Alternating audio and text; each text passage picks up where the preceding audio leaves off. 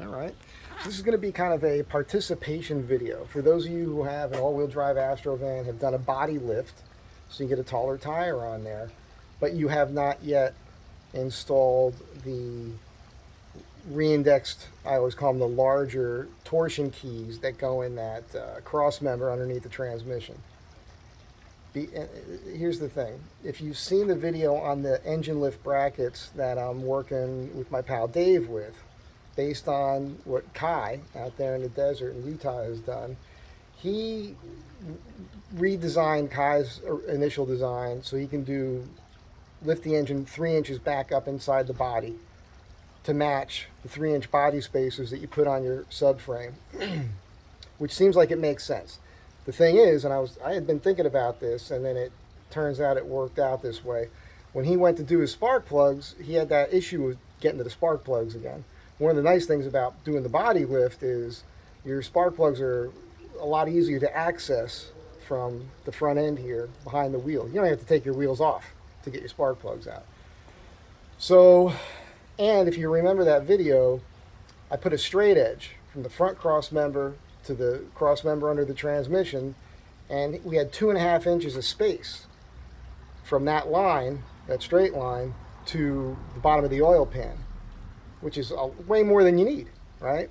So Dave and I were talking, and we were thinking maybe we should make those brackets smaller so that you're not raising the engine so much, but still have better oil pan clearance. Now here's the thing I wasn't thinking about at that time. I have the reindexed torsion keys in my van.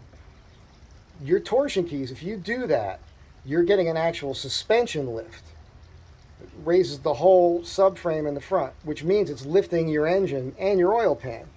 So on my van, I don't have as low of a hanging oil pan as what Dave had. And Dave blew his oil pan out on a trail in the Mojave. That was when he was still running the go-kart size stock wheels and didn't have any lift at all. So that's why I wanted to do it. So I'm going to get underneath the van and try to show you that. Also, I noticed this thing. This is a question for you guys here. I've got this blue cable in here. It's running, it's right here. It's just running to a bolt here. And I just noticed it for the first time underneath the van. It is running to...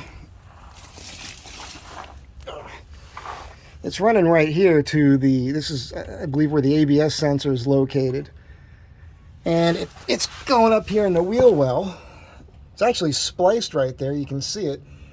I have no idea what the heck that is for. And it does not look factory.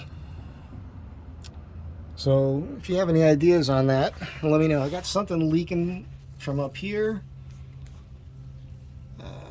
It's weird. This is the part of the frame that comes down at the... let me give you a wider angle on this if I can. There we go. It's your lower control arm. So something's going on there. I'm going to fix that. And my oil pan's wet again.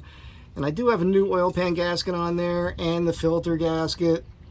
It's a little wet towards the front. I think maybe there's something going on up top. We're going to clean this engine and try to troubleshoot that.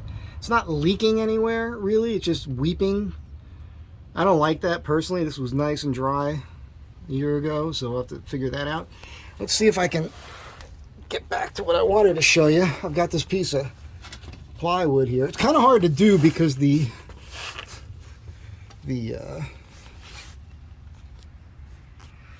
Super Pro it's kind of hard to do because the exhaust pipe is here. But I'm going to try to get it to touch here. You see that? And then at the front, get it to touch there. Okay. And now you can see the exhaust pipe comes down further, but you can see where that line is with the oil pan. What I'd like you guys to do, if you have the means to do this, is do the same thing under your vehicle and see what type of clearance you have from point to point with these cross members.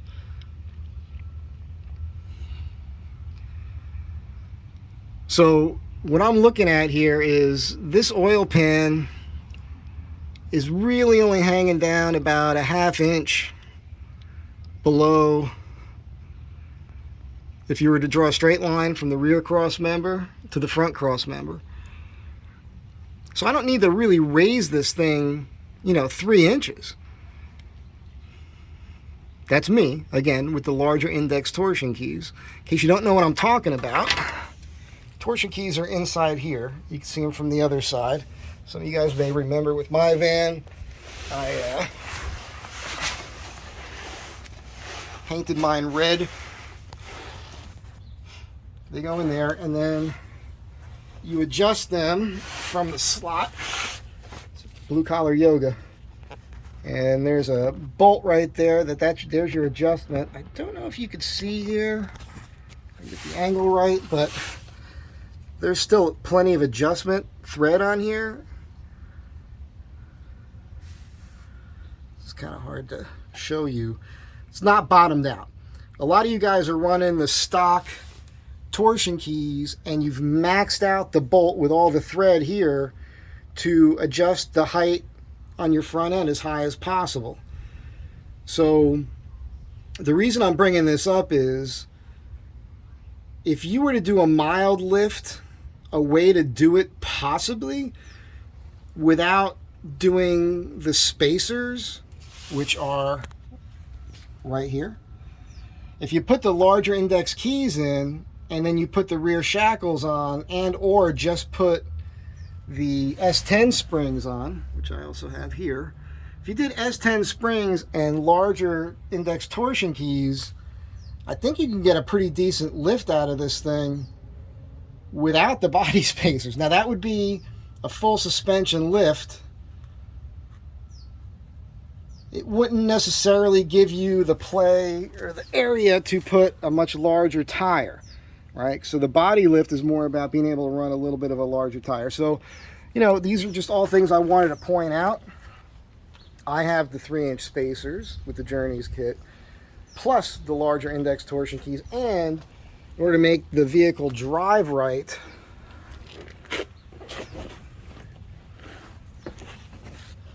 we've got the ball joint flip. So you can see that that upper ball joint there is clearly mounted underneath the upper control arm. When you do that, you can bring it to an alignment shop, a guy that is willing to do this, and he can get your front end with camber and caster back into factory spec. That's what my guy was able to do. So just wanted to go over that because I've discussed the lift before. I've discussed the suspension stuff that I've done on the van. I've shown all this stuff before, but I've not really discussed what you gain from the larger, I call them larger, but they're really just re-indexed torsion keys. You know, so that's something to be aware of. My oil pan is clearly higher than other people who are running 3-inch body spacers. I'm not going to say your 5-inch lift or whatever, because there's more to the lift than just the body spacers and just putting the rear shackles. And you know, again, I've got the rear shackles on there for the springs. I've got the S10 springs. The S10 springs gave me a lot of height, a lot more than I thought it would. I can't tell you exactly, but probably over 3 inches, as I recall. I actually had to lower them inside the shackle, which means I had to raise them a hole, whatever that was, to get this thing to sit where I want it for now. But I just wanted to talk about this. So if you could do this and let me know, get yourself a straight edge and run it from the front cross member to the cross member under the transmission, the way I did, would have to be on the passenger side, you know, to the right side of your exhaust crossover there.